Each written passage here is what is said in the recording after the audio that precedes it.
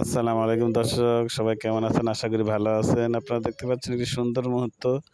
আমাদের যে চীনা হাঁসগুলি আছে তারা তাদের বাচ্চা সহ খাবার খাচ্ছে। এটি একটি সুন্দর মুহূর্ত।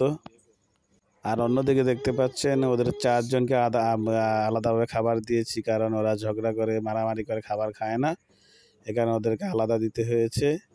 ওইদিকে বাচ্চা সহ বড়গুলাকে আলাদা দিয়েছি, বাচ্চাগুলিকে দেয়নি, বড় দুইটাকে দিয়েছি। আর একটি বড় হাঁস ডিমে বসে আছে, বড়গুলাকে আলাদা দিয়েছি। আর এই যে নতুন বাচ্চাগুলি বড় হয়েছে কালা চারটি হাঁস, এগুলিকে আলাদা আলাদা দিয়েছি।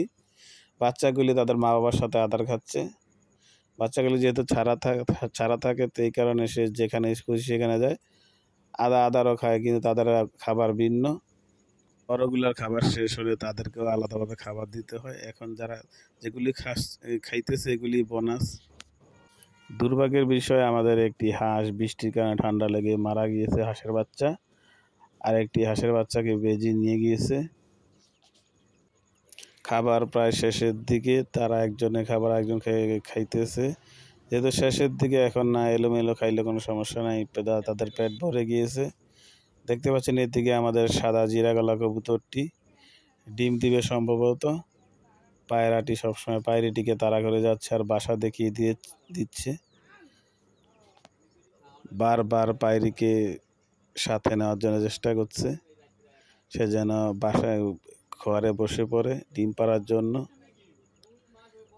কিন্তু পায়রি যেহেতু খাবার খাওয়া হয়নি, সে নিচেই ঘুরতেছে আর পায়রা তাকে তাড়া করছে।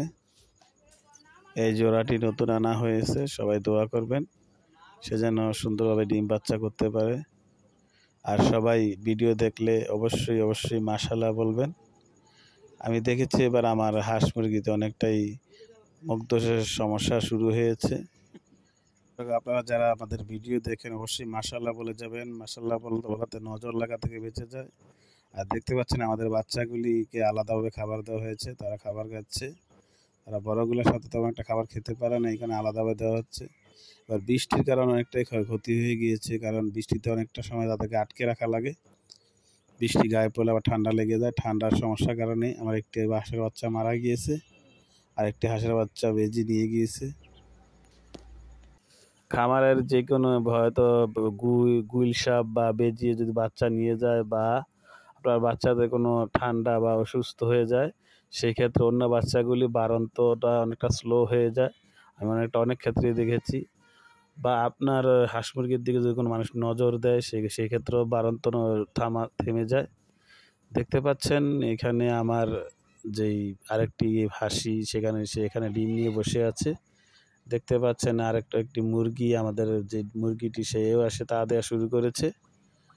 তার বাসা উপরে, সে নিচে এসে হাঁসকে সরিয়ে দিয়ে ডিমে বসে পড়েছে। হাঁসের ভয়ে একদিকে চেপে আছে। এইভাবে হলে তাদের ক্ষতি হবে না, কিন্তু ডিমের ক্ষতি হবে। দুজন ঝগড়া করে ডিম ভেঙে ফেলবে, এতে করে আমার ক্ষতি হবে। এই কারণে আমি মুরগিটিকে সরিয়ে দিব। মুরগিটি যেহেতু নতুন কুচে এসেছে, তাই তার ডিমে তা আদা না দিলে হবে। ডিম এখানে 12টি ডিম দিয়েছি, তাকে এখানে বসাতে অনেকটা কষ্ট হয়েছে। আপনারা এর আগের ভিডিওগুলিতে দেখেছেন, সে আমাদের ভাঙা ঘরে একটি চিপায় ডিম নিয়ে বসেছে, সেখানে বাচ্চা ফুটিয়েছে। সে এবারও সেখানে চলে যায়। এই কারণে এখানে আমি কয়েকবার চেষ্টা করে তাকে এদিকে বসানোর চেষ্টা করেছি, তারপর অবশেষে সফল হয়েছি। এখন সে এখানে ডিম নিয়ে বসে আছে। আপনারা দোয়া করবেন যাতে সবগুলো ডিম ফোটে। আমাদের এই হাঁসটার জন্য সবাই দোয়া করবেন। এই নিয়ে দ্বিতীয়বার মতো ডিম নিয়ে বসেছে। আর আজকের মতো এতটুকু, সবাই সুস্থ থাকবেন, ভালো থাকবেন। আর অবশ্যই আমাদের ভিডিওতে লাইক, কমেন্ট, শেয়ার করে আমাদের পাশে থাকবেন। আল্লাহ হাফেজ।